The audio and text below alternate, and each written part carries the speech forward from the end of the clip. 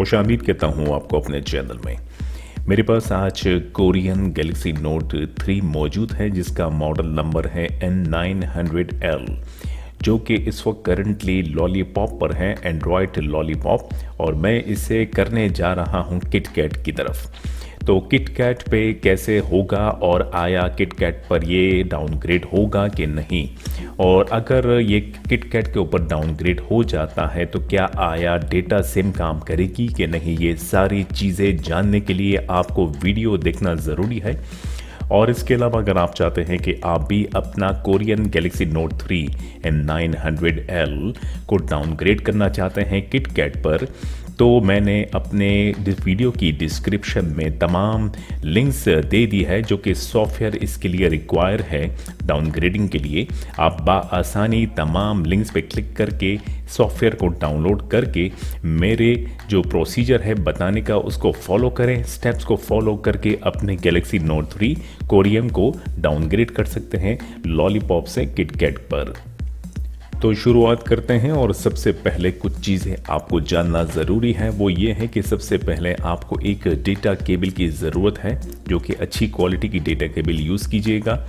अपनी Galaxy note 3 की battery को देख लीजिएगा, एटलीस्ट 80 to 90% चार्ज होना ज़रूरी है।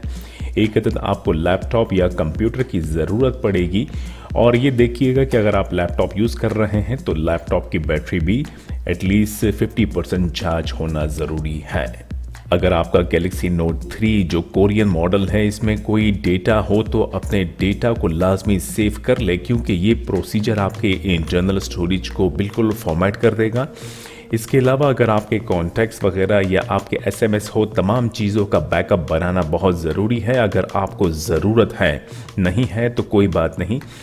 और अगर आपके गूगल अकाउंट आपने इसमें बनाया हुआ है लाजमी तौर पे, तो आप अपने अकाउंट में जाके अपने गूगल अकाउंट को लाजमी एक बार सिंक ज़रूर कीजिएगा, ताकि अगर आपकी लास्ट या लेटेस्ट एक्टिविटी हो और अगर वो सिंक ना हुई हो तो सिंक हो जाए और गूगल अपने पास उसको सेव कर ले। आप जब डाउनग्रेड करेंगे और गूगल अकाउंट दोबारा से लॉगिन करेंगे तो तमाम आपकी लेटेस्ट और लास्ट एक्टिविटी और तमाम रिकॉर्ड वापस आ जाएगा।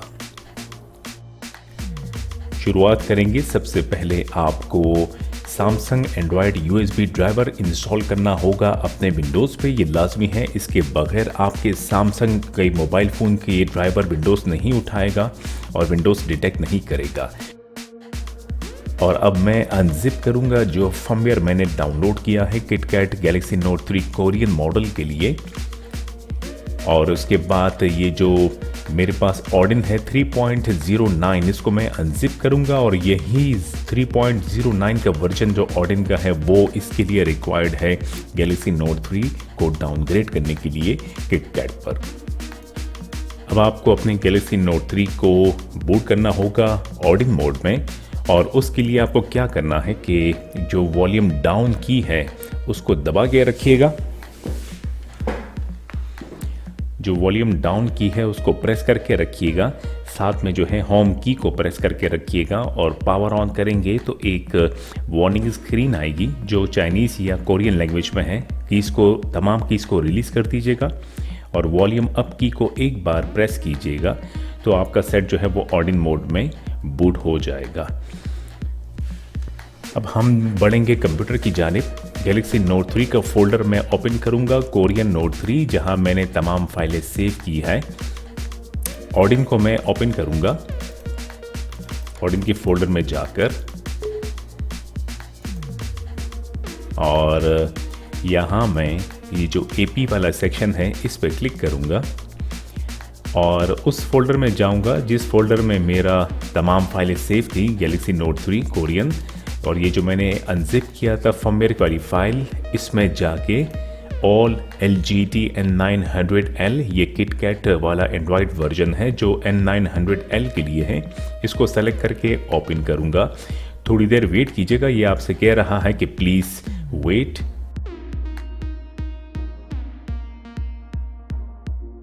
ठीक है जी, जो प्लीज़ वेट था वो ख़त्म हो चुका है सिलसिला, और अब हमारा ऑडिन जो है वो रेडी है फ्लैशिंग के लिए। अब हम डेटा केबल कनेक्ट करेंगे गैलेक्सी नोट 3 के साथ। आप जैसे ही देखिएगा फर्स्ट टाइम अगर आप करेंगे विंडोज़ के साथ अपने डिवाइस को, तो आपका विंडोज़ जो है वो ड्राइवर इंस्टॉल करना शुरू कर देगा। और जब ड्राइवर इंस्टॉल हो जाए तो आप देखेंगे कि ऑडिन जो है वो आपको ये निशान, ये जो ID COM15 लिखा हुआ है, इसका मतलब है कि गैलेक्सी नोट 3 प्रॉपरली कनेक्ट हो चुका है। अब आप सिंपल जो है यहाँ और कुछ करने की ज़रूरत नहीं है। ये निशान इसका मतलब है कि एवरीथिंग इज़ गोइंग फाइन। अब आप सिंपल स्टार्ट पे क्लिक करें और फ्लैशिंग शुरू हो जाएगी।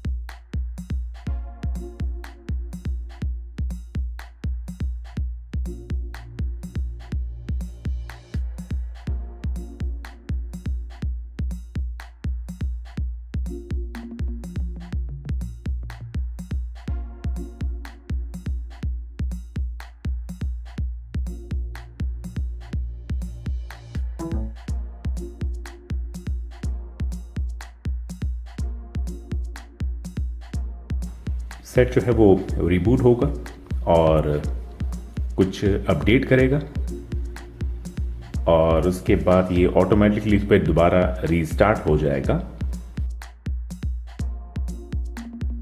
ये देखा आपने।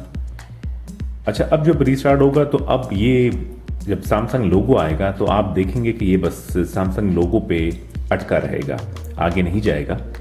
उसकी वजह ये है कि हमेशा जब भी स्टॉक रोम की फ्लैशिंग होती है उसके बाद हमें लाजमी स्टॉक रिकवरी में जाके हमें जो है फ्लैशिंग डेटा फैक्ट्री रीसेट करना ज़रूरी है।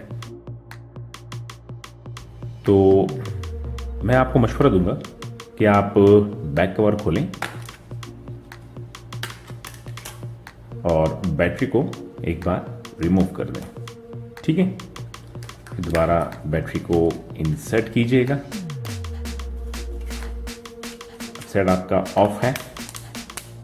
अब आप सिंपल वॉल्यूम अप की, देन होम की, ये दो बटन दबा के रखें और सेट को पावर ऑन करें। स्टॉक रिकवरी बूटिंग आएगा, ये आ गया। तीनों कीज को छोड़ दीजिएगा और अब सेट को जो है बूट होने दें स्टॉक रिकवरी में। ये रिकवरी आ गई।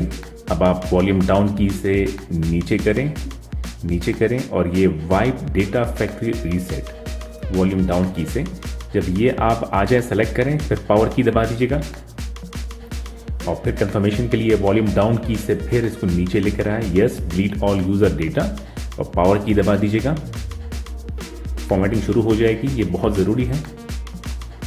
जब ये फॉर्मेटिंग कंप्लीट हो जाए सिंपली आप जो है पावर की रिबूट सिस्टम नाउ पे पावर की दबाइएगा और आपका सेट जो है रिबूट हो जाएगा और अब की बार जो है ये बूट करना शुरू कर देगा और स्टॉक रोम जो किटकैट है वो उसकी फर्स्ट बूटिंग शुरू हो गई है।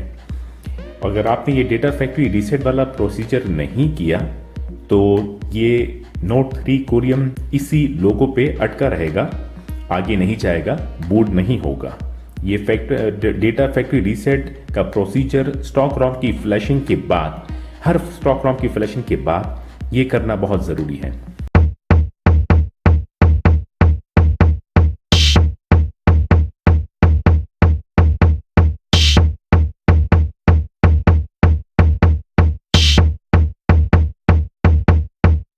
F